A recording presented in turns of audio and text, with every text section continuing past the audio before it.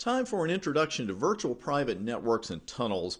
And we're talking strictly an introduction here. We're not going into a lot of nuts and bolts. We're saving those for your CCNA security studies, where my course on Udemy, for example, has plenty of nuts and bolts on VPNs, tons of detail that we do need to know to strengthen our network security. So I hope you'll check that out when the time comes.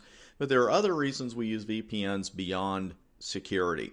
One reason, though, that we do use it referring to security is that the communication between these two routers you see on the screen that we have connected by a VPN.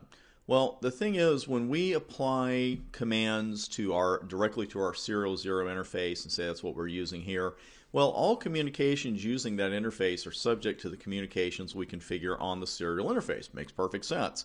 But when we create a VPN, it's actually seen as a separate interface, and we can apply rules to the VPN that are not applied to other communications using that same interface, whether it be serial 0 or another one. And in this particular example, a VPN's been created between two routers, and we do have a third one involved there at the bottom. What we can do here is apply security policies to the VPN that's connecting those particular two routers without affecting any other WAN communications.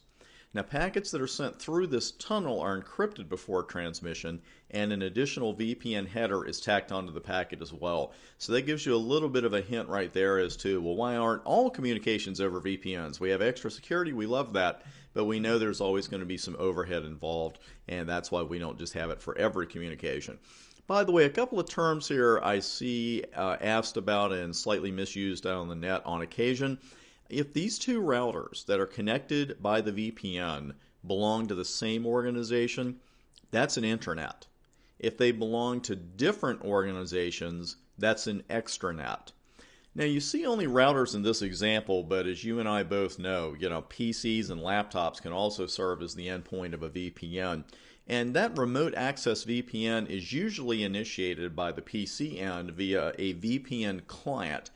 And, not saying anything rude here about our end users, but hopefully it's one that the end user can just click on and connect with minimum effort and input on their part. And I say that because in the early days of VPNs, and you can hear the sadness come into my voice already, the clients on the laptops weren't exactly user-friendly, shall we say, yet.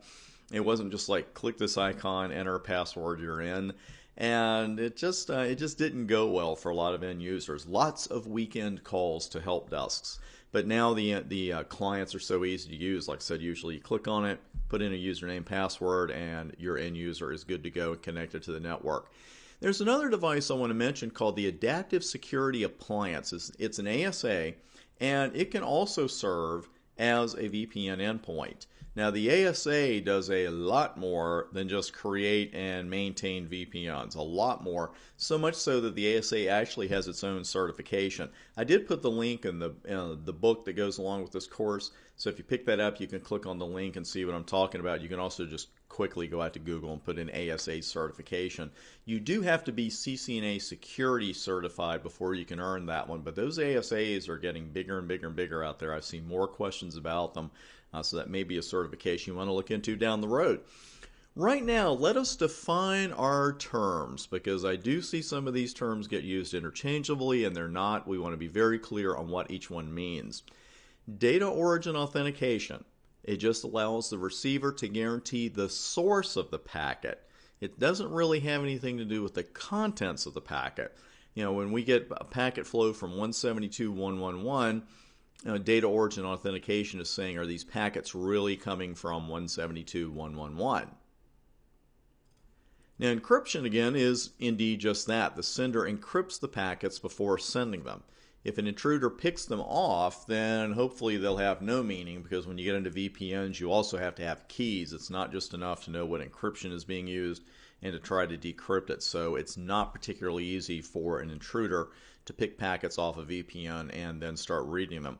Integrity refers to the receiver's ability to ensure the data was not affected or altered in any fashion as it traveled across the VPN. And then we have a little something called anti-replay protection. Now, sometimes this is just called replay protection, but lately I've seen people pretty much go with anti-replay. Just be ready to see it either way. Now, what this protects against is replay attacks. It's a malicious, which is a malicious repeat and or delay of a valid transmission. Like many bad things in life, replay attacks begin innocently enough. In this particular example, router C is requesting proof of identity from router A. It's basically asking router A for an ID. It says, you got an ID for me? Router A says, yeah, here it is.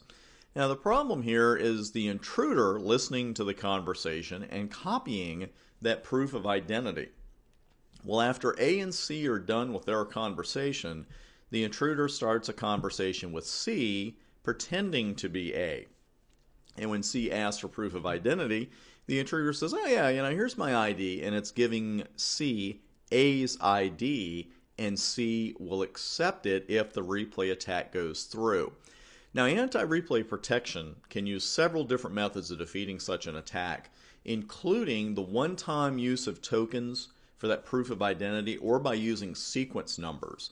And if C in that case saw the same sequence number of proof of identity that it saw earlier, it's going to say, hey, wait a minute, we've used this, someone else has used this before, something funny's going on. It's a lot like a ticket to, well, anything. A sporting event these days, of course, you get scanned when you go in. You go up, you hand your ticket over, or you even just show it, get scanned, you walk in. And, maybe you have something in mind like, well, I'm going to go to the door, to an exit, and hand this out.